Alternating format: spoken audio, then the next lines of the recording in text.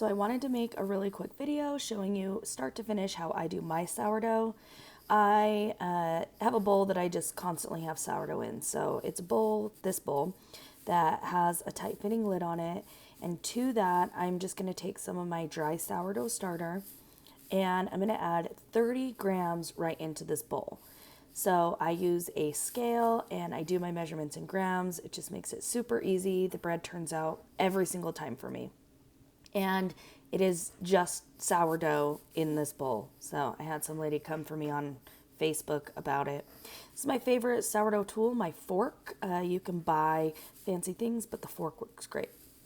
To that, I'm going to add 130 grams of warm water. This basically is going to create the sourdough starter that most people keep on their counter. I couldn't keep that alive, so I use a dry starter. There is this extra step, but I make a couple of loaves a week.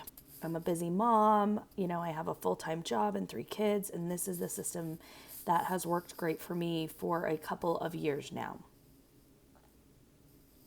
So you just want to mix up the starter into the warm water as best you can. It doesn't have to be perfect, just kind of break it up so it will be more evenly distributed when you add the flour.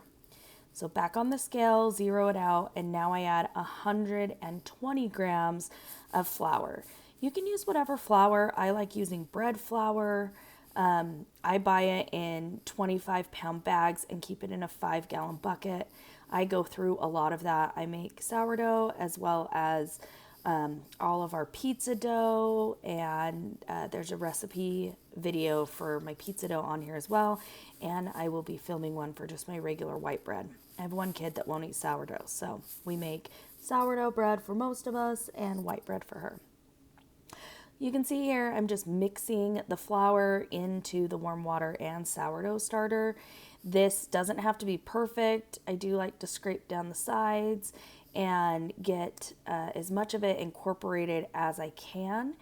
This always smells amazing at this point because there is some of that sourdough already in this bowl because I constantly have some bread working in here. But just make sure you get as much of this as you can, and then I just put the lid on it. I leave it at room temperature just on my counter and let it sit for about 6 to 8 hours. You'll notice it'll get super bubbly, and I have a very active starter, so depending on if I'm cooking other stuff, it happens a little faster. All right, this is about 8 hours later, and that you saw in the bowl was everything from the previous step. Now I'm adding 278 grams of warm water to this, and this is how I'm actually going to make the dough for the bread. You can see that 5-gallon bucket behind me with the red lid. That's how I keep my flour. If you don't go through a lot of flour, you don't necessarily want a 5-gallon bucket kicking around your kitchen, I'm sure, but for me and the amount that I'm baking, it's just easier to keep it in that bucket. It does have a gamma lid on it, so I can keep it screwed down tight. I have a 14-month-old and he loves to get into everything. You'll probably see him in a couple of the videos just pulling everything out of the drawers and things behind me. So at this step, basically just like the last one, we're going to go ahead and mix all the leaven into this warm water, 278 grams, like I said, that I poured in. It doesn't have to be perfect, just mix it up, and then we are going to zero out the scale again, and now add 600 grams of bread flour. So again, if you're using just all-purpose flour or bread flour, your measurements are pretty much the same. If you are using a specialty flour, you will want to watch how the dough feels. That's going to be your biggest indicator of whether or not you've got the measurements right.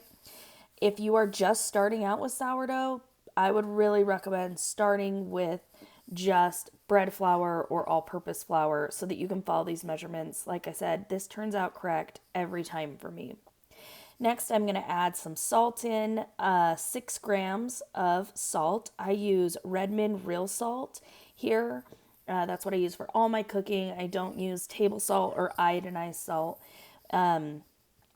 I just like the flavor of it. It has the good minerals for my family. I also buy that in a 25-pound bag, and I keep a little bit in that little container you saw on the counter, and the rest of it is down with the rest of my food storage. So this is a little harder to mix up. It is 600 grams of flour, but it comes together pretty quickly. You'll see that's a shaggy dough until it has time to sit, kind of to do that sourdough ferment and break everything down. So I use my handy dandy special tool, a sturdy fork. I was mentioning this earlier. There are a lot of tools that you can buy for sourdough, but one, they're not really necessary. A fork is just fantastic, and I like to knead the dough with my hands. You already have a fork, I'm sure, if you're trying to make sourdough. So going out and buying what they call a sourdough whisk or a Dutch whisk is not necessary. I mean, it's nice to have. And you'll see here, I have a Banneton basket, but I'm just using regular old kitchen stuff. And until you are really comfortable making sourdough and doing it in your own home, I don't recommend going out and buying all these tools. I have friends that were like, oh, I'm going to get into sourdough. They spent a bunch of money on all these tools and they couldn't get the basic of the dough right. So needless to say, they don't make sourdough and they spent money on tools that they're not using. I just bake them up a loaf here and there and take it when I head back out to, town. That sounds bad. I'm not that far from town. I'm about 45 minutes from where I grew up, but I guess I call it going to town. So here I'm just scraping everything out of the bowl. You can see the dough has kind of come together. It's still sticky, but I just really want to incorporate everything together. This is a technique I learned. It's called turning the dough. So all I do is turn the dough a quarter turn, fold the top down, and you repeat this just a few times. Sometimes if the dough is particularly dry or crumbly, I will do that 4 times in 15-minute intervals. For this dough, it's a busy day, so I have mixed the dough all together and just, I'm explaining this to a friend who's standing in my kitchen. Mix the dough together and put it back into this bowl and let it sit. So I'll cover this again, let it sit for 6 hours. All right. Next, what I'm going to do is take this dough that has risen and now we're going to form it to bake. So that sat in the bowl covered for about 7 hours. So this is after I have done dinner and cleaned up. I've got the baby to bed, and that's how sourdough fits into my schedule.